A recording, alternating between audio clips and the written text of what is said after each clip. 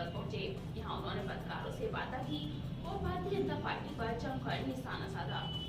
Swami Prasad Maurya VP देवस्थान जनपद के एक निजी प्रतिष्ठान पर मौजूद थे, जहां उन्होंने पत्रकारों से वार्ता की। उन्होंने पत्रकारों से वार्ता करते हुए स्वर्गीय नेताजी मुलायम सिंह यादव को लेकर सच्ची श्रद्धांजलि देते हुए श्रद्धा सुमन अर्पित किए और उन्होंने बीजेपी पर जमकर निशाना साधा है। बीजेपी को लेकर उन्होंने कहा कि बीजेपी हमेशा घड़ियाली आंसू बहाती है और मौका आने पर नेताजी के सम्मान को ठेस पहुंचाती है। बीजेपी अगर नेताजी का सम्मान करती है तो उनके सम्मान में लोकसभा के उपचुनाव में प्रत्याशी नहीं उतारना चाहिए था। डिम्पल यादव को सच्ची श्रद्धांजलि देते हुए विजयी बनाना चाहिए था, लेकिन बीजेपी ने ऐसा नहीं किया। मैनपुरी की जनता डिम्पल यादव को भारी बहुमत से जीत दिलाने के साथ नेताजी को सच्ची श्रद्धांजलि देगी।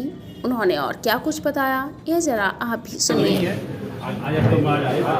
उनके निधन से ये सीट खाली हुई है, इसलिए मैनपुरी की जनता की चाहत है कि हम मैनपुरी के लोगों ने जब जिंदगी भर सम्मान नेताजी मुलायम सिंह यादव किया है, तो आज उनके निधन पर उनकी पुत्रवधू डिम्पल यादव को जिताना सही मायने में मुलायम सिंह यादव जी को सच्ची श्रद्धांजलि होगी। और इसीलिए इस बार लोकसभा चुनाव में जाति पार्टी धर्म से ऊपर उठकर लोग अपना आशीर्वाद डिम्पल यादव जी को देंगे, सांसद बनाएंगे और मुलायम सिंह यादव जी को अंतिम विदाई के रूप में श्रद्धा सुमन अर्पित करेंगे। भाजपा ने 60 वोटरों पर एक सक्रिय कार्यकर्ता लगाया है, आपकी क्या रणनीति है? देखिए,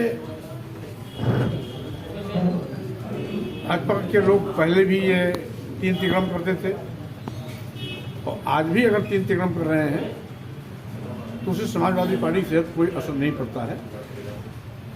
मैनपुरी के लोग राजनीतिक हैं, मैनपुरी के लोग लोकतंत्र की परिभाषा को अच्छी तरह समझते हैं। मैनपुरी के लोग सम्मान और स्वाभिमान के लिए हमेशा ताल ठोक के खड़े हो जाते हैं। इसलिए भारतीय जनता पार्टी किसी भी साजिश 3 तिक्रम से मैनपुरी के लोगों को अपने पाले में नहीं ले जा सकती है। और इसीलिए सही बात तो आज भारतीय जनता पार्टी को भी प्रत्याशी नहीं उतारना चाहिए था। जब मुलायम सिंह जी को श्रद्धा सुमन अर्पित करने के लिए भारतीय जनता पार्टी के चोटी के नेता और बड़े पैमाने पर तमाम देशों के मुख्यमंत्री, उप मुख्यमंत्री और भारतीय जनता पार्टी के जितने बड़े बड़े नेता सब यहाँ पर श्रद्धा सुमन अर्पित करने आए थे, तो उनकी नैतिक जिम्मेदारी है कि इस बार मुलायम सिंह यादव जी के सम्मान में इस सीट पर भाजपा को प्रत्याशी उतारना ही नहीं चाहिए था। लेकिन ये अपनी हरकत से बाज नहीं आते हैं।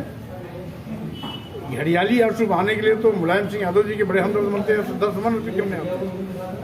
और चुनाव आ जाता है तो मुलायम सिंह यादव के सम्मान के खिलाफ ताल ठोकने में पीछे नहीं रहते हैं। लेकिन मैनपुरी की जनता सब जानती है, वक्त पर इनको सबक जरूर सिखाएगी।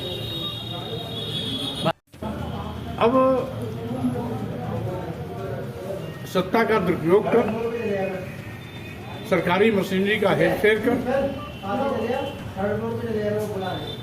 ईवीएम मशीनों से खिलवाड़ कर, लोकतंत्र की हत्या कर अगर चुनाव अपने पक्ष में करना ये अपनी वाहवाही समझते हैं कि उन्हें मुबारक।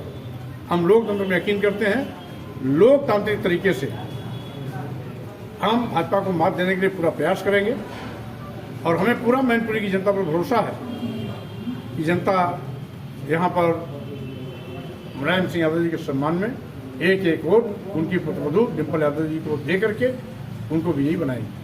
सपा संरक्षक मुलायम सिंह के पूर्व में जितने वोटों के अंतराल से सपा जीती थी, उससे भी ज़्यादा वोटों के अंतराल से इस बार समाजवादी पार्टी जीत दर्ज कराएगी। भाजपा के लोग कह रहे हैं पहले 4 लाख से जीते, फिर 3 से जीते, फिर 90 पे आए, आगे अब स्थिति इनकी जो बिहार की ओर जा रही है।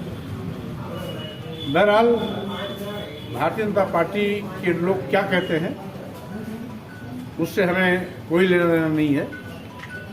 हमने भारतीय जनता पार्टी को अच्छी तरीके से परखा है और जिस तरीके से ये पिछड़ों के आरक्षण, दलितों के आरक्षण पर डकैती डालने के माहिर हैं, आज आरक्षित जगहों पर भी अपने चहेतों को जबरदस्ती नियुक्ति पर पकड़ा देते हैं, संविधान की धज्जियां उड़ा रहे हैं और यहाँ तक कि आज भाजपा सरकार सभी मुद्दों पर पूरी तरीके से फेल हुई है। आज नौजवान ठगा महसूस कर रहा है, नौजवानों को सरकारी नौकरियां तो ईद का चांद जैसा हो गया है,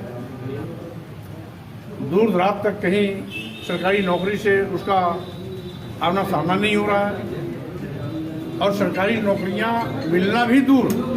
भाजपा सरकार अगर रही तो अभी तो इन्होंने सरकारी संस्थानों को बेचना शुरू किया है, अगर ये रह गए तो सारे सरकारी विभाग को, सारे सरकारी संस्थान को सब एक एक करके बेच डालेंगे और नतीजा है कि हमेशा हमेशा के लिए नौजवान सरकारी नौकरियों से वंचित हो जाएगा।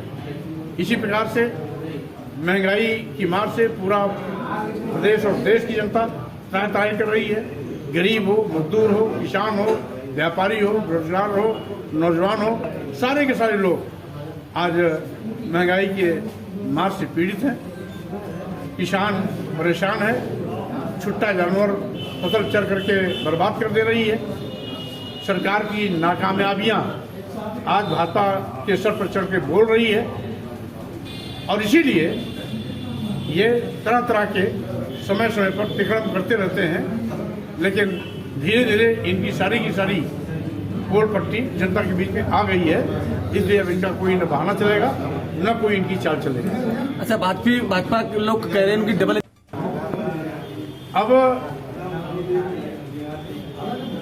डबल इंजन की सरकार चलाने वाले लोगों ने गुजरात में ही नतीजा देख लिया। मोरवी पुल अभी अभी ढहा है और भाजपा सरकार ने अभी कुछ महीने पहले उसका नवीनीकरण कराया था। रिनोवेशन कराने के बाद मोरवी पुल को खोला था, पूरा का पूरा पुल ढह गया। ये डबल इंजन की सरकार क्या करती रही और इनके विकास का मॉडल भी ध्वस्त हो गया। इसलिए आज इनके सारे किए कराए एक एक करके जनता के बीच में उजागर हो रहे हैं। अभी तो मोरवी पुल ढहा है, आगे इनके मंसूबे भी ढहेंगे और भारतीय जनता पार्टी की सरकार भी ढहेगी। वक्त आ रहा है जब इनके दिन अंतिम दिन होने जा रहे हैं। यानी कि आप मान रहे हैं डबल इंजन सरकार फेल हो रही है? फेल हो चुकी है, हो नहीं रही है, फेल हो चुकी है। और जहाँ जहाँ डबल इंजन की बात होती है वहाँ वहाँ गाड़ी ना आगे चल पाती ना पीछे चल पाती है और यही हाल भाजपा सरकार की भी है। अभी तो मोरवी पुल ढहा हाल ताज में, जिससे इनको अपने विकास मॉडल में बड़ा घमंड था, वो जनता ने देख लिया। डबल सरकार का कारनामा भी देख लिया। पूरी सरकार भ्रष्टाचार की बलूली पर चढ़ चुकी है और यही नहीं, अभी सेना के एक बहुत बड़े अधिकारी की हेलीकॉप्टर दुर्घटना में मौत हुई थी, वो भी डबल इंजन की ही हेलीकॉप्टर था। तो इसलिए डबल इंजन का मतलब बनता था सरकार को लोकतांत्रिक तरीके से चलाएंगे तब जाके जनता के प्रिय होंगे, और अगर तानाशाही रवैया अपना करके डबल इंजन के घमंड में जनता के अरमानों पर पानी फेरेंगे, वादा खिलाफी करेंगे, विकास से खिलवाड़ करेंगे, विकास को भ्रष्टाचार की बलि चढ़ाएंगे, बेरोजगार नौजवानों को नौकरी से दूर रखेंगे, किसानों की फसल छुट्टा जानवर से चरवा लेंगे, व्यापारियों पर जीएसटी की कहर चलाएंगे, तो समझते हैं कि एक एक करके सब इनके किए किराए पर पानी फेरने के लिए ताल ठोक के तैयार हो रहे हैं। बहुत बहुत धन्यवाद।